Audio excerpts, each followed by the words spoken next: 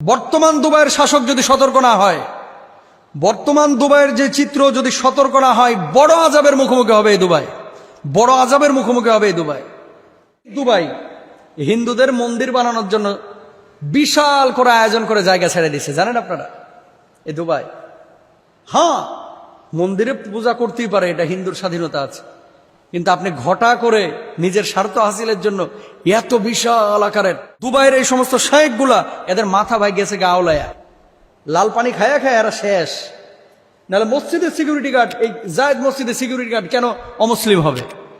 হিন্দুর মন্দিরের দায়িত্ব হিন্দুরা নিবে, খ্রিস্টানের গির্জার দায়িত্ব খ্রিস্টানরা নিবে, আমার মসজিদের দায়িত্ব কেন অমুসলিমরা নিবে? শায়েখের সাথে এক হোটেলে আমরা বসেছিলাম, একজন আরবি মানে বাঙালি, দুবার বড় বড় জায়গায় কিন্তু বাঙালি ইমামরা আছে। আপনি জানেন জুমার খুতবা সরকার লিখে দেয়, যা বলবে ওটাই বলতে হবে, নিজের থেকে বানায় একটা শব্দ উচ্চারণ করতে পারবেন না। একমাত্র দেশ এই দুবাই যেখানে জুমার খুতবায় ইসরায়েলের বিপক্ষে কোনো আলোচনা করা নিষেধ। জানেন আপনারা এগুলা? ইসরায়েলের বিপক্ষে খুতবায় কোনো কথা দুবাই বলা যায় না। দুবাই যান, রাস্তায় দাঁড়ায় যদি কোরআন হাদিসের কোনো কিতাব পড়েন, আপনি 4-5 জন নিয়ে ধরেন একটা মাঠের মধ্যে বসেছেন, গোয়েন্দা এসে আপনারা ধরবে, এখানে কেন কোরআন হাদিস নিয়ে আলোচনা হবে? পুরো ইসরায়েলের মামাতো ভাই এটা। ইসরায়েলকে যারা সমর্থন দিচ্ছে মিডিল ইস্টে, দুবাই কিন্তু সবার আগে। গত বছরও দুবাই সফর থেকে আসার পরে এই মসজিদের জুমার আলোচনায় বলেছিলাম যে আরব বিশ্বের যে চিত্র এখন দেখা যাচ্ছে, আযাব আসতে কিন্তু মনে হয় বেশি সময় নেবে না। এখন ঝড় বৃষ্টি যেটা দুবাইয়ে হয়েছে, এটাকে ডিরেক্ট আমি আযাব বলবো না, আবার ডিরেক্ট আযাব না এটা বলতে পারবো না, কারণ ফয়সালা তো আল্লাহর। তবে দুবাইয়ে যে পাপগুলো বর্তমানে হয়েছে, দুবাইয়ে যে পাপ বর্তমানে হচ্ছে বা হয়েছে, দুবাইয়ের মতো জায়গা শুধু না, মিডিল ইস্টের যে সমস্ত জায়গাগুলোতে এই কাজগুলো হচ্ছে, আল্লাহ রাব্বুল আলামিন আযাব আরো দেবেন যদি সতর্কতা অবলম্বন না করি। আমি প্রথমে দোয়া করি দুবাইবাসী যারা এখন এই বর্তমান বিপদের মুখোমুখি হয়েছেন, আল্লাহ এই বিপদ থেকে তাদেরকে উদ্ধার করুন এবং বুঝদান করুন।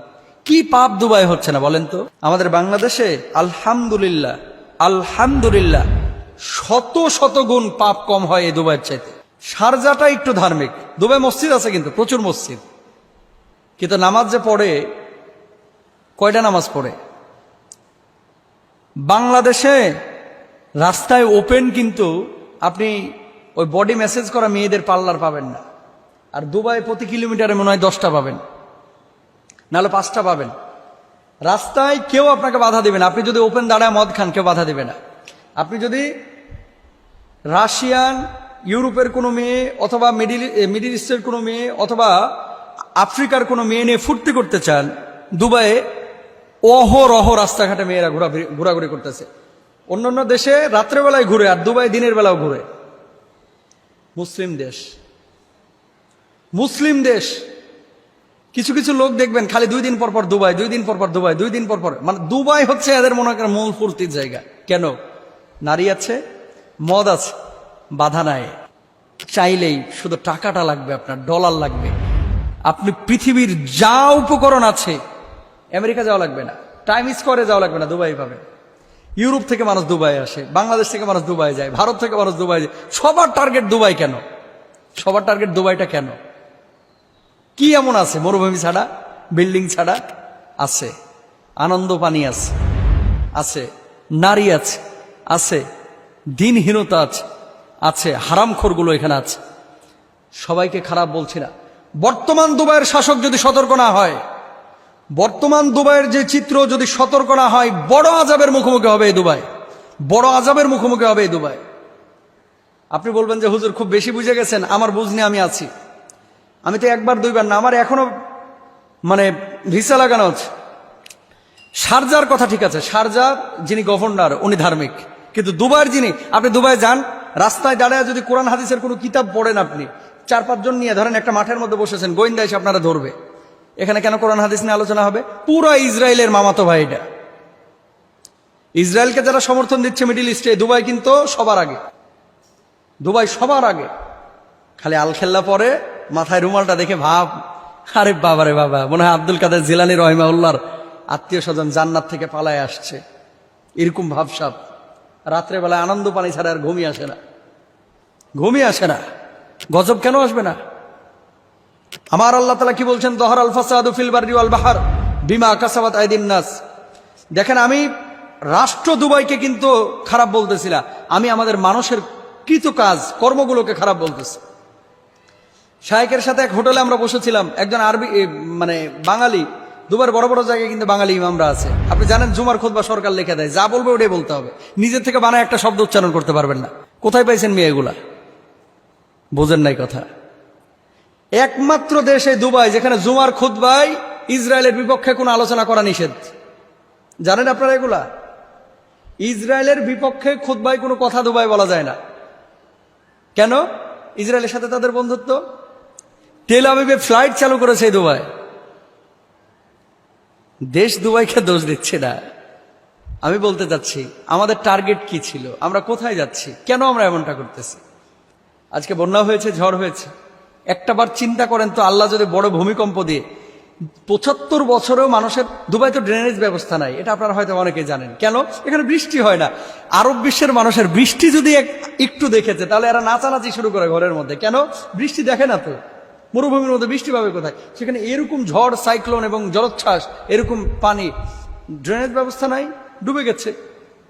একটাবার কল্পনা করেন, যে আল্লাহ মরুভূমির মধ্যে এত বৃষ্টি দিতে পারে, সে আল্লাহ বড় সড়ো ভূমিকম্প দিলে বুর্জ খলিফার অবস্থাটা কি হবে?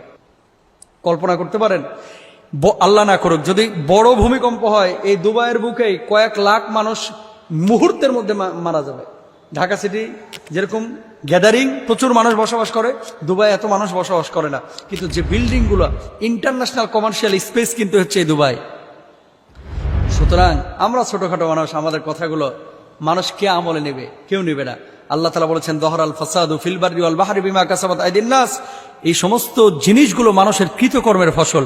আপনি এত পাপ কেন করেন?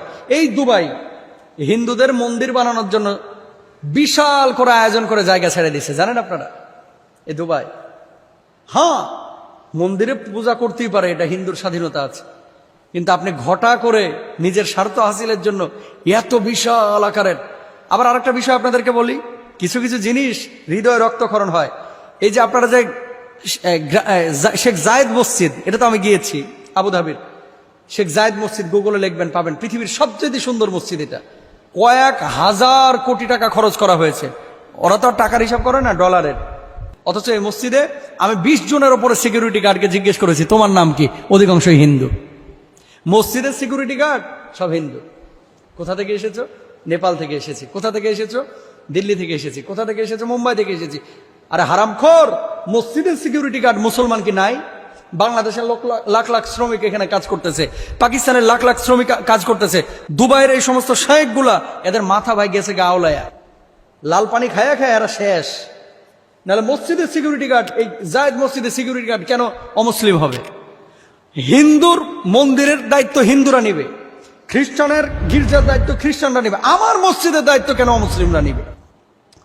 প্রশ্ন জাগে না? এদেরকে কোনো কথা বলতে পারবেন না। টাকা টাকা টাকা, পাওয়ার, দুনিয়া দুনিয়া দুনিয়া, সব বুঝে তারা। আহা, একজন খতিব আফসোস করে বলেছিল, হুজুর আপনারা তো জুমার বয়ানে যে সমস্ত কথাগুলো বলেন, ওপেন বলেন।